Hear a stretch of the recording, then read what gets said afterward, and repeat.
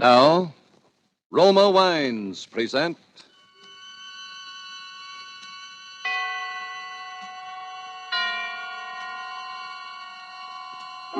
Suspense.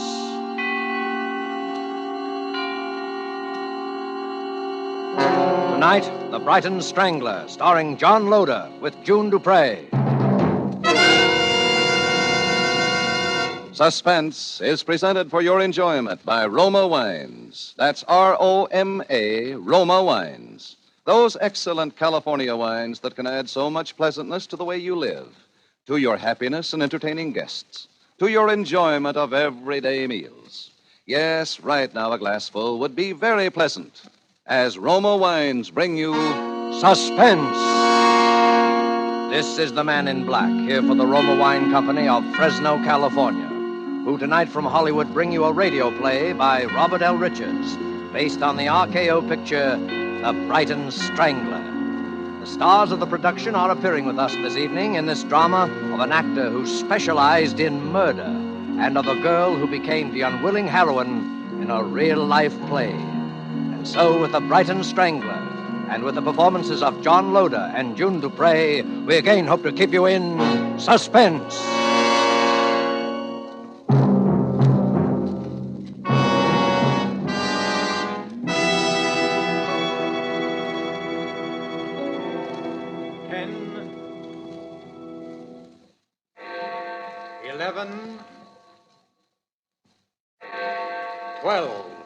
Midnight and the New Year.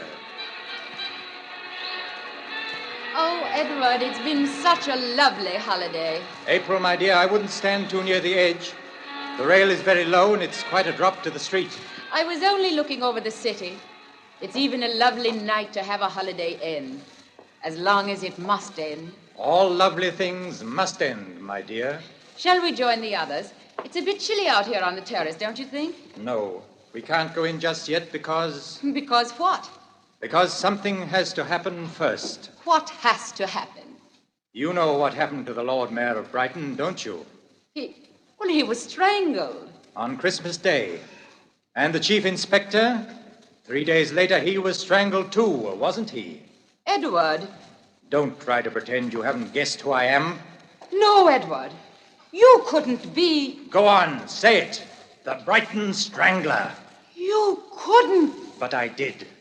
My alibi for the Lord Mayor was very simple. I merely turned his watch back. And for the Chief Inspector, you yourself supplied me with an alibi. Remember? But why? Why? Because 10 years ago they conspired to send an innocent man to prison. And that innocent man was me. And now you, my dear, are the only person alive who knows. Edward, listen to me. We're in London. It's New Year's Eve. Don't you remember how... The silk cord. Edward, you're not going to... Yes. Help! Help! That's him! Stop! Stop or I'll shoot! You've got him! Dead. At last. The Brighton Strangler.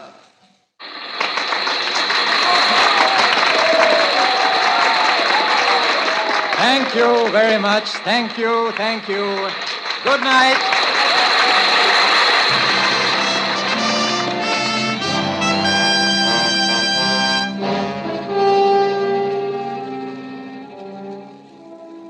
Reggie, it's so good, I can't bear to close it, and it's making so much money. Well, you're the producer. Don't close it. Put someone else in the part. You know I can't do that. People don't come to see the Brighton Strangler. They came to see you, Reggie. To the public, you are the Brighton Strangler. Not after tonight, I'm not. I can't understand you, Reggie. Walking out on a play that gave you fame and fortune. I'm fed up. Fed to the teeth with it, that's all. Reggie, look. I won't speak for the play itself. It's only mediocre. I'll grant you that. But you've given it something. Just by sheer force of personality, you've made it authentic, terrifying, a tremendous psychological drama. Well, that's just it. Now, look here, Sheldon. Has it ever occurred to you that a man might feel if he strangled one more person, he'd go stark raving mad? Oh, but it's only a play, Reggie. Just make believe. Oh, you ought to know by this time that you're an actor, a good actor. It's never entirely make-believe. Yes. Now, look here, Reggie, look here. I'll tell you what I'll do. I don't want to talk about it. Leave me alone, can't you? But, Reggie, Leave me alone. Can't you understand? Leave me alone. All right. There's no need to get edgy. Oh, I'm sorry. Got any plans? Some service canteen shows. Well, if I don't see you, Merry Christmas. Yes. Merry Christmas. Good night. Good night.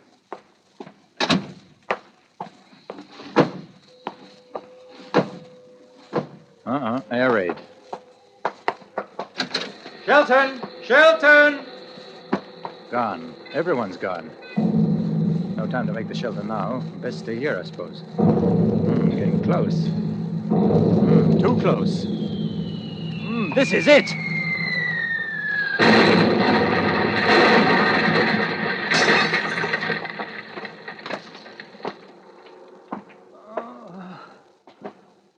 My head. Oh, it hurts. Got to get out of here. Somehow. But where? Where? Here comes one of the chaps now. Are you all right, sir? Oh, you got a nasty gash on your head, haven't you? All right, why? Yes, I'm all right. Oh, here. Don't forget your suitcase, sir. Suitcase? Yes. Where you going? Victoria Station? Huh? Yes. Victoria Station.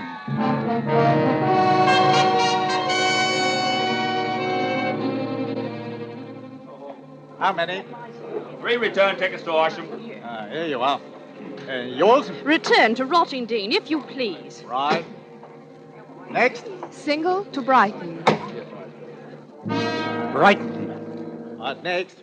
What's yours, sir? Single to Brighton.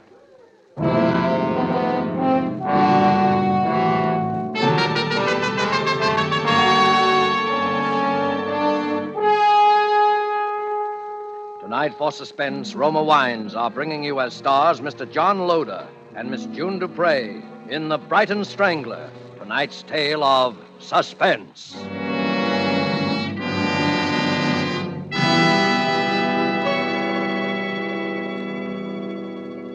When you listen to the friendly advice of Miss Elsa Maxwell about hospitality and gracious living, you realize that here is an authority who talks plain common sense all the time. I'm talking to men as well as women when I say that the finest hospitality is always simple, sincere, moderate, and natural, never the opposite. And so I'm always emphasizing that the nicest, simplest, most sincerely flattering hospitality is to serve your guests some Roma sherry with its golden amber color, its deliciously tangy nut-like flavor. It's not only supremely enjoyable before dinner or in the afternoon, it's smartly correct, a genuine compliment to your friends and to yourself. And please don't worry about special glasses. It's perfectly correct to use any nice glasses that are handy. Well, Miss Maxwell speaks more authoritatively than I can, but I will add this. Roma sherry, like all famous Roma wines, made from California's magnificent sun-ripened grapes, brings you all their fine flavor, aroma, and color. Is unvaryingly good, always enjoyable, thanks to the age-old wine skill of Roma's noted wineries, located in the choicest vineyard areas of California.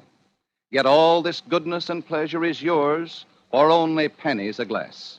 Remember, more Americans enjoy Roma than any other wines. Roma, R-O-M-A, Roma wines.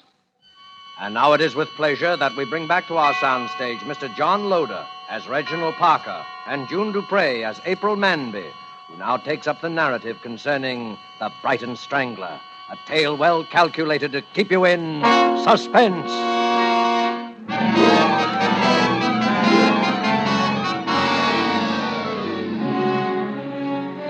Somehow, from that very first moment, I was drawn to him. He was handsome and attractive, yes, but it wasn't that. He seemed so lonely, so much in need of help. And then on the train, when I saw that he'd really been hurt, I just threw a convention to the winds and took charge of him. You've been very kind. Well, someone had to put a bit of sticking plaster on that head of yours. Are you sure you're all right now? Oh, quite, thank you. It must have been terrible. I heard about the theater. The theater? Yes, of course I recognized you the minute you stepped into the compartment. What? You are Reginald Parker, the actor, aren't you? I've seen your picture on the billboards dozens of times. Reginald Parker. And I've been dying to tell you. My name is April. April? That's the name of the girl in your play, isn't it? And I'm from Brighton. April from Brighton. Only, of course, my last name is Manby. That's where I'm going to. Brighton. Why, isn't that nice? We do have a lot in common, don't we? Yes. A great deal, I think. Oh, we're going to have such wonderful times in Brighton over the holidays. You know, I was wondering if you wouldn't think it forward of me. What? Well, my family is having a party at our house on Christmas Day. The Lord Mayor and a lot of people are going to be there, and... The Lord Mayor? Yes, and if you'd like to come... I mean, well, I'm really not a celebrity, Hound, you know. But if you'd really like to come... Why, I'd be delighted. Oh, Mr. Parker, that would be wonderful. April, why don't you call me Edward? Edward? Oh, you mean Reginald Parker's only your stage name? Yes, yes, a stage name. Isn't that odd?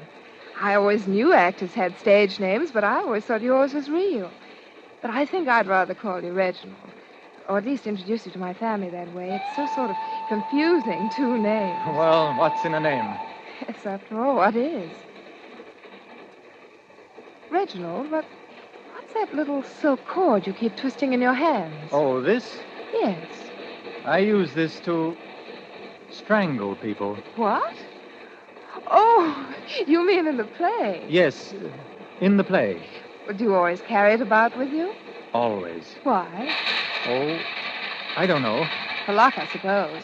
I've heard of actors having superstitions like that. Do you have many friends in Brighton? Friends? Acquaintances. I haven't been back for 10 years. They'll scarcely remember you, will they? The ones who are important will remember me. They will remember me very well.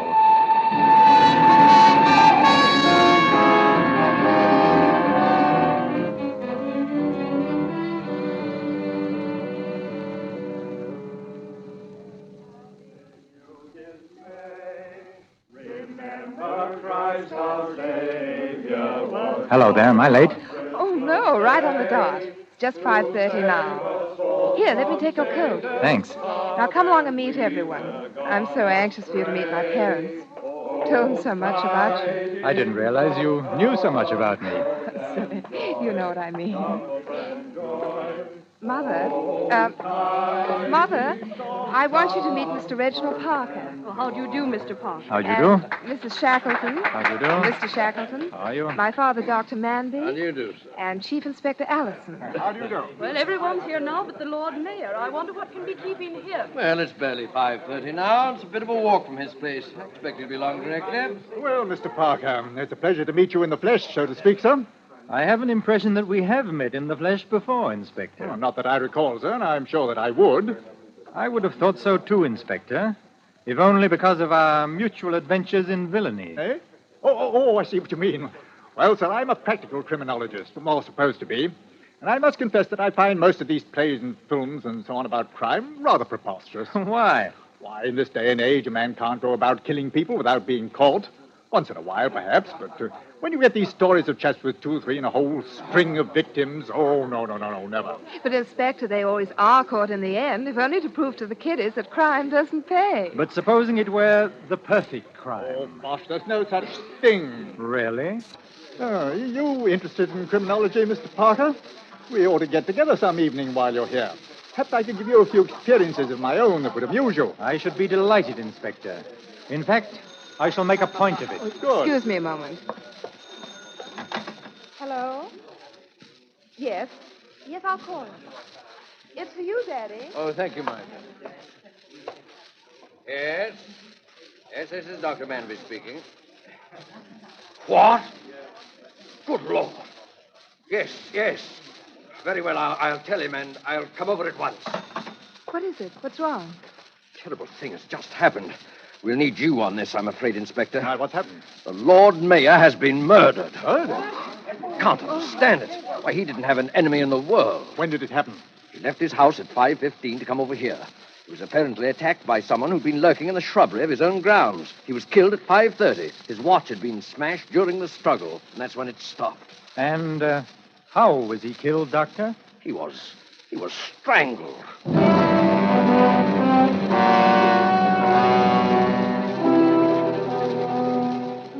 It was fantastic, of course. But there it was, that terrible coincidence. The strangling in Brighton. I must confess that my main concern was for Reggie. The way everyone glanced at him, the polite, standoffish way they talked to him, was enough to show they felt that somehow he was responsible for the dreadful thing that had happened. As for myself, I felt almost as badly as he did, and thought I'd never known anyone quite so brave. For it was clear he wanted to get away, and he was quite free to go, and yet he stayed on in Brighton, as though compelled to, perhaps by a strange feeling that he mustn't run off until the mystery had been solved. He even made a little joke about it that night that I drove him to the concert.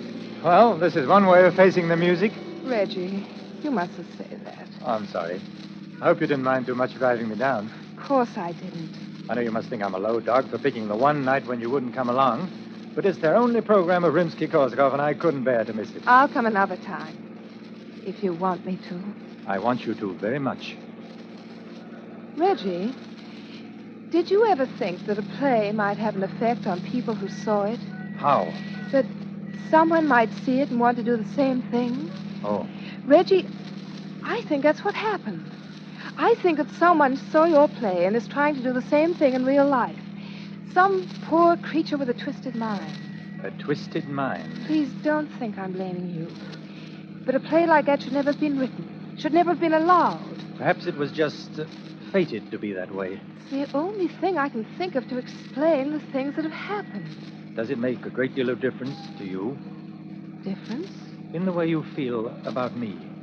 Oh, Reggie, no. I'm glad of that, because I think quite soon now, perhaps after tonight, I shall have something very important to tell you, April. Oh. Well, here we are. Well, thanks for bringing me, and you will pick me up? At 11:30 sharp.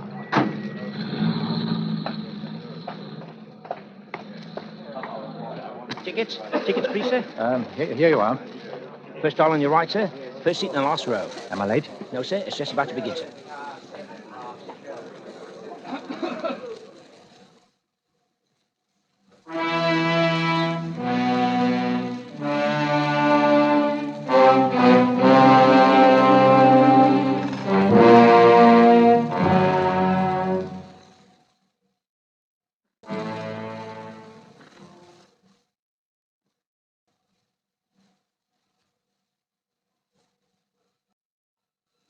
Inspector.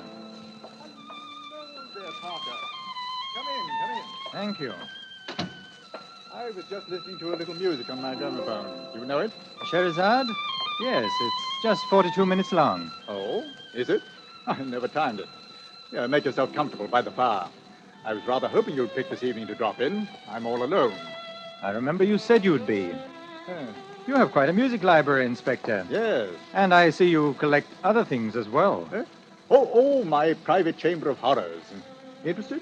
Very much. Of course, you did want to talk about crime, didn't you? Well, each of these things, rather gruesome, most of them to you, I expect, is like a trophy to me. Now, take this butcher knife. You can imagine what that was used for, I suppose. His wife? That's it. Carved her up and put her in a trunk and checked her at Brighton Station. We didn't find her for 3 months. Never did find her head. We got the chap, though.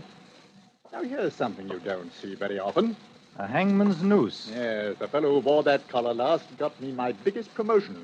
It must be a great moment of satisfaction when the bolt is pulled, the rope tightens, and you know your murder is done for. Yes, it is, for a fact.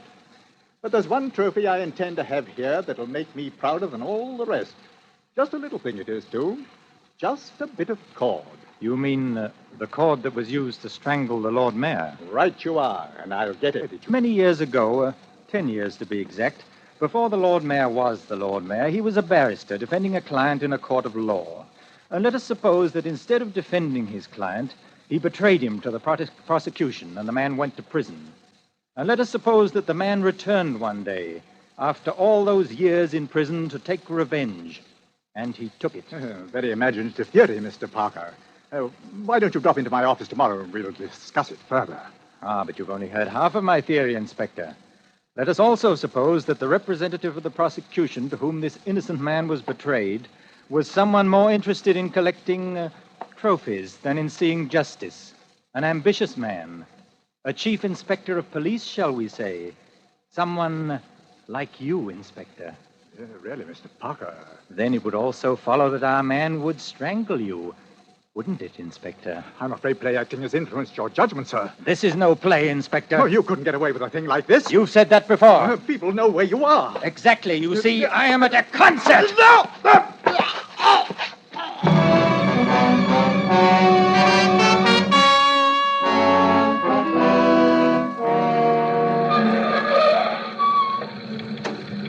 Oh, there you are. Been waiting long? No, it's just over. Did you enjoy it?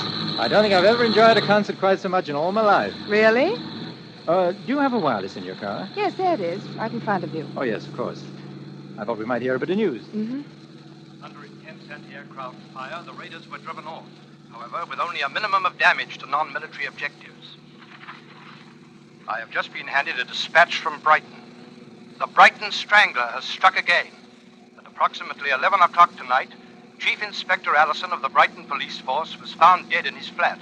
Reggie. He had apparently been murdered in the same manner as the Lord Mayor of Brighton, only 3 days before, by strangling. Again, there were no clues to the killer. Reggie. It's fortunate, my dear, that you and others know I was at the concert this evening. Fortunate?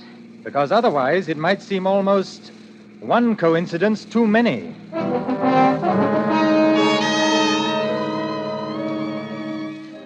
Coincidence?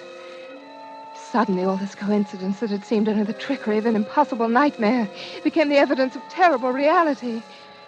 How I managed to maintain a semblance of calm as I drove him back to his hotel, I shall never know. The next day he had left, and that afternoon he called me from London. He said it was most urgent that I see him. I knew that I must go. But first, I went to the police.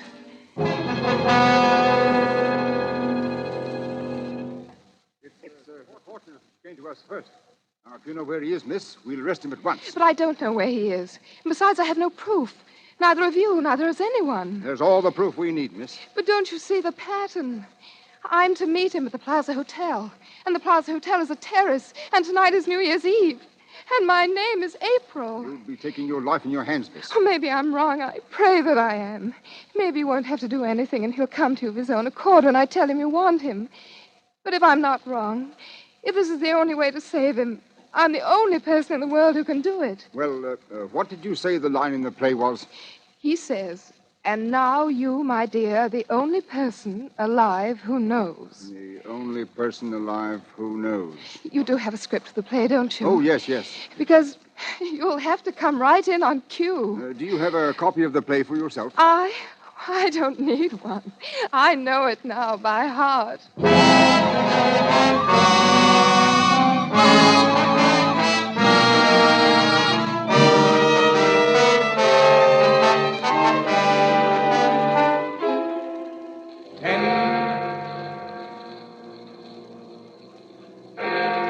11, 12, midnight, and the new year. Shall we go in? It's a bit chilly out here, don't you think? No, we can't go in just yet because... Because what? Because something has to happen first. What has to happen? You know what happened to the Lord Mayor of Brighton, don't you? And the chief inspector, he was strangled too, wasn't he? Reggie. Don't try to pretend you haven't guessed who I am. Reggie, this is where the lines are different from the play. I've known who you are. Go on, say it. The Brighton Strangler. And now you have a silk cord in your hands and you want to strangle me. But you mustn't. Oh, listen to me, Reggie. You've been sick. Don't you understand? You've been sick and you've got to get well. And now you, my dear, are the only person alive who knows. Reggie, no. Yes. Applaud, all of you. Applaud. Applaud. Let go of her, all right. But keep him covered all the same. Thank you. Thank you very much. Thank you. He's backing up to the railing. He'll fall. Stop him, someone. Thank you. Thank you very much. Thank you, everybody. Good night.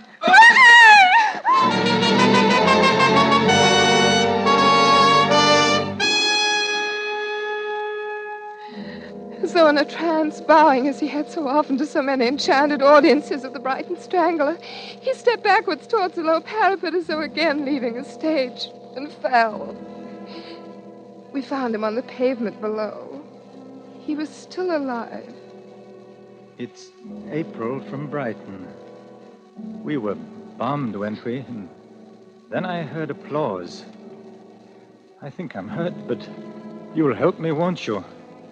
I want to take just one last curtain call.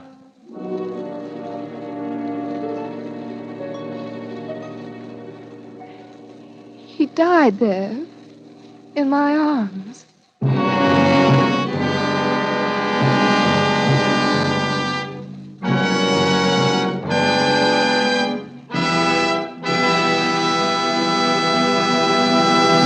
And so closes The Brighton Strangler, based on the RKO picture, and starring John Loder with June Dupre. Tonight's study in Suspense.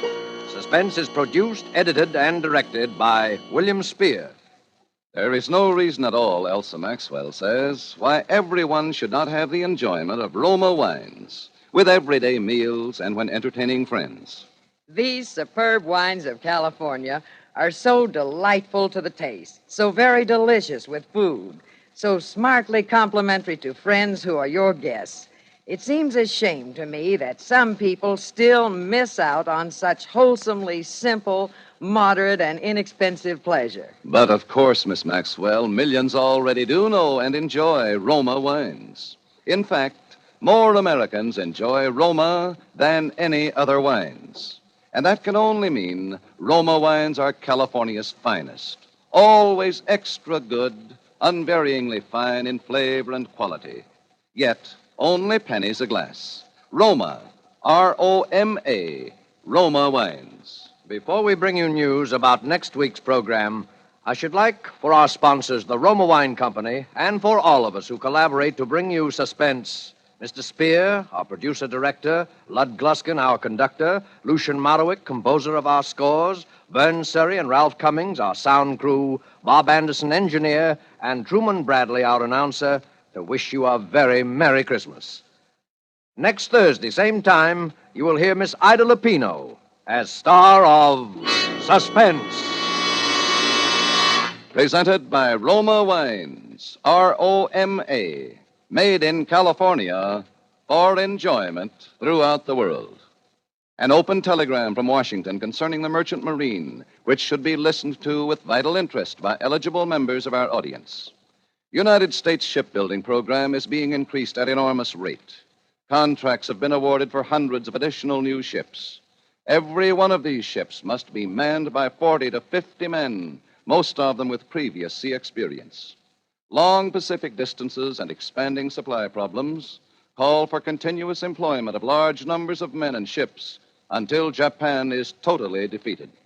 Universal demand for strong post-war merchant marine makes post-war opportunities in these jobs fully as great as in any American industry today.